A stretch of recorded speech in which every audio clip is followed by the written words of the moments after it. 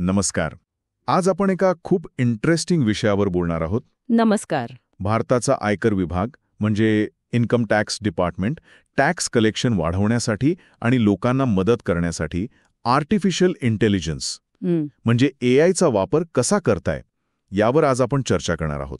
हो, आणि हा विषय सध्या खूप चर्चेत आहे. अगदी आपल्याकडे एआयज नज इंडियाज टॅक्स रेव्हेन्यू रेव्होल्यूशन या लेखातून बरीच माहिती आहे.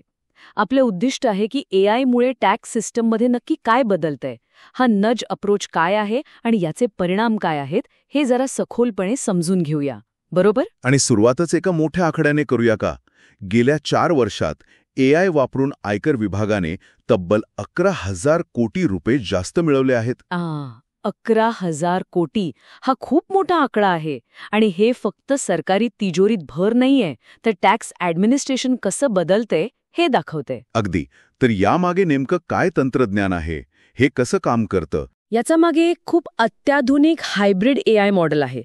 म्हणजे हे कसं आहे, यात नियम आधारित तपासणी म्हणजे रूल बेस्ड चेक्स आणि मशीन लर्निंग या दोन्ही गोष्टी वापरल्या जातात. ओके, म्हणजे दोन्हीचं कॉम्बिनेशन. हो, त्यामुळे साध्या चुका कुठे आहेत आणि जाणून बुजून टॅक्स चुकवलाय का हे ओळखायला मदत होते. अच्छा. आणि हे मॉडेल नक्की काय काय तपासतं, म्हणजे कोणती माहिती वापरतं? हे मॉडेल बरं का, करदात्याचा मागचा टॅक्स भरण्याचा इतिहास बघतं.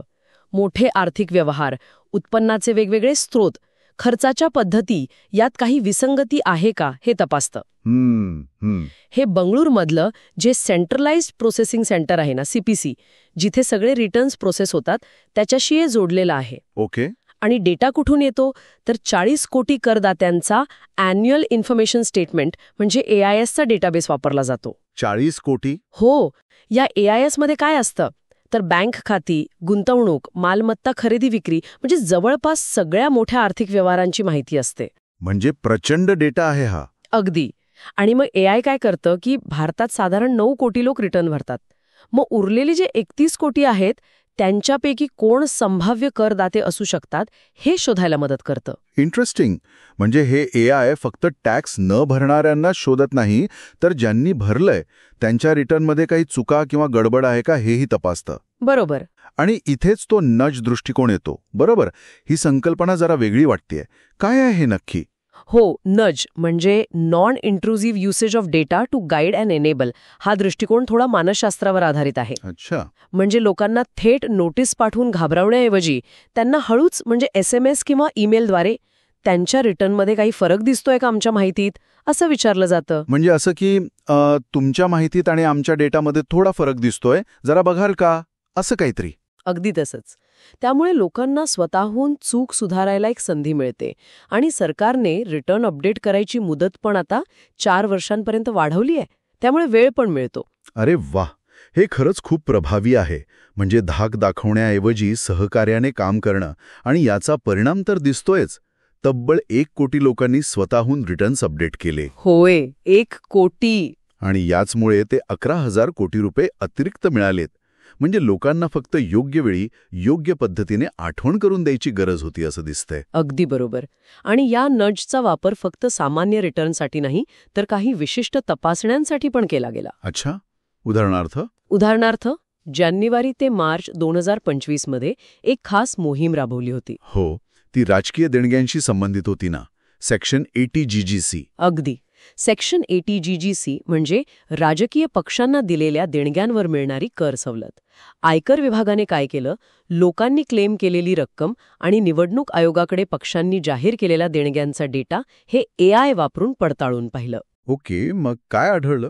त्यातून सुमारे 6.5 लाख लोकांना माहिती पाठवली गेली. आणि त्यापैकी 35,000हून अधिक लोकांनी त्यांचे रिटर्न सुधारले. आणि जवळपास 404 कोटी रुपयांचा अतिरिक्त टॅक्स भरला.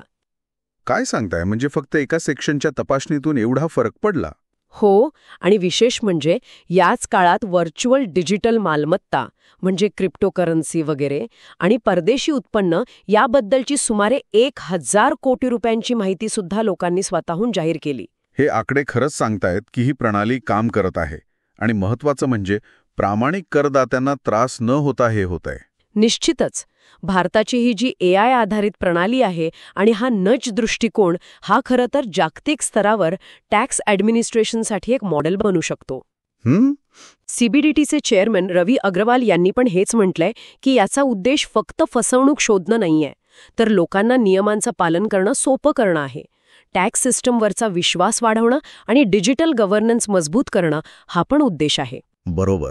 म्हणजे तंत्रज्ञान टॅक्स प्रशासनाला जास्त प्रोॲक्टिव्ह आणि बुद्धिमान बनवतंय. अगदी.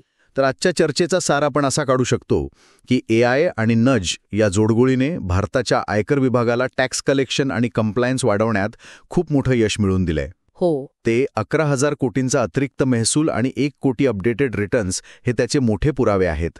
आणि हे फक्त आकडे नाहीत, तर टॅक्स भरण्याच्या आणि भरून घेण्याच्या मानसिकतेत झालेला एक सकारात्मक बदल दिसतोय. हे सगळं नक्कीच आशादायक आहे. पण एक महत्वाचा प्रश्न मनात येतोच. तो कोणता? की AI आधारित प्रणाली जशी अधिकाधिक प्रभावी होत जाईल तसं कर प्रशासनाची कार्यक्षमता आणि दुसरीकडे नागरिकांची वैयक्तिक गोपनीयता, डेटा सुरक्षा यातलं संतुलन कसं साधलं जाणार? हा खूप महत्वाचा मुद्दा आहे. आणि तंत्रज्ञान ज्या वेगाने बदलतंय ते पाहता भविष्यात टॅक्स ॲडमिनिस्ट्रेशनमध्ये अजून काय काय मोठे बदल आपल्याला बघायला मिळतील हा पण एक विचार करण्यासारखा मुद्दा आहे.